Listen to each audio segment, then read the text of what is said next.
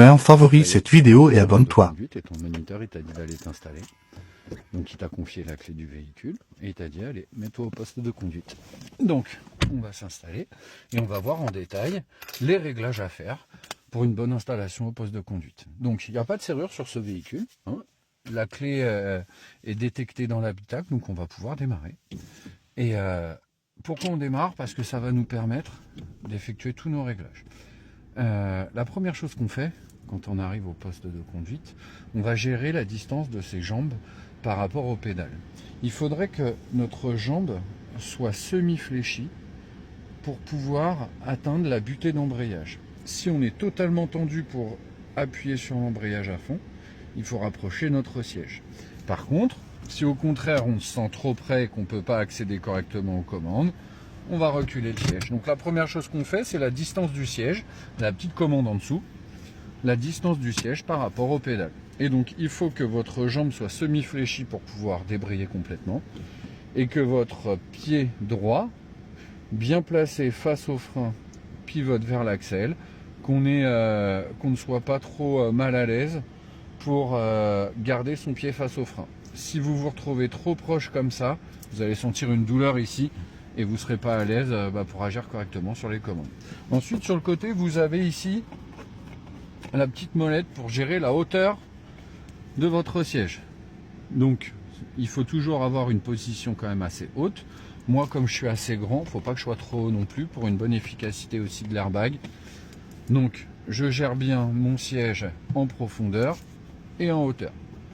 Ensuite, on a le dossier. On a cette petite commande là sur le côté qui va gérer l'inclinaison du dossier. Vous avez bien vu là, l'inclinaison du dossier va me permettre d'avoir une assise quand même assez confortable. On ne s'assoit pas comme les pirates là, certains là ils conduisent allongés, on voit le bout du nez à peine qui dépasse du volant. Un, c'est ridicule. De deux, on voit rien quand on conduit. Donc il faut avoir une position suffisamment haute pour avoir une bonne vision autour de soi. Ensuite, maintenant qu'on a géré notre siège en hauteur, en profondeur et notre dossier, on va vérifier la hauteur de l'appui-tête. Vous avez cette commande là qui se lève et vous avez ici cette commande là pour le redescendre.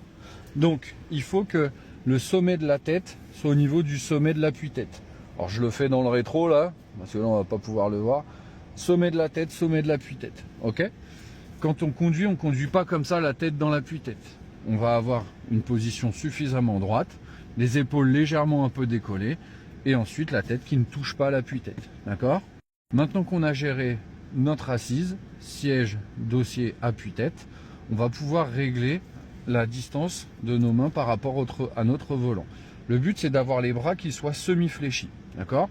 Le repère, c'est de tendre ses bras au-dessus du volant et d'évaluer si nos poignets ils sont à peu près au niveau du volant. C'est ça notre repère. Ok? Ici, on a la commande qui est tout en dessous là pour désactiver le volant et on va pouvoir le régler en hauteur et en profondeur. Donc moi, ce que je veux, c'est que mes bras ils soient quand même assez à l'aise, donc je peux le tirer un petit peu vers moi. Et par contre, vous avez vu, si je suis trop haut, je vois plus le compteur. Il va falloir le redescendre un petit peu pour qu'on ait une bonne visibilité du compteur et une bonne accessibilité au volant. Ok? Donc, maintenant qu'on a géré toute notre assise, on va pouvoir s'occuper de nos rétroviseurs.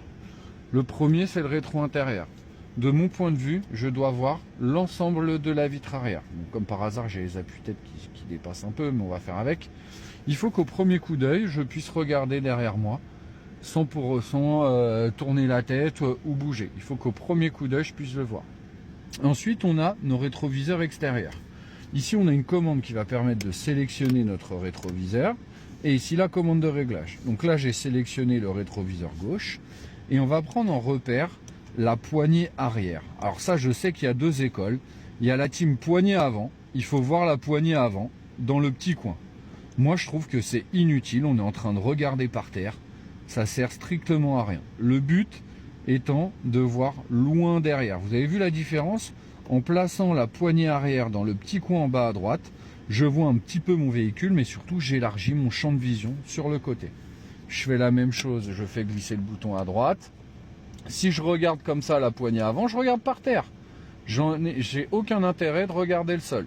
Je projette comment dire, le rétroviseur vraiment plus sur le côté en mettant le petit repère de la poignée arrière. Ok, ça c'est super important de bien régler. Et ensuite, qu'est-ce qui me reste? Bah, la ceinture.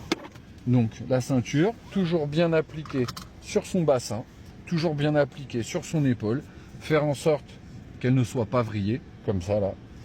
Et surtout, on va pas coincer un truc ici parce que, oh là là, je vais froisser ma chemise. Tant pis, on va froisser le pull. Et donc à partir de là, on est bien installé.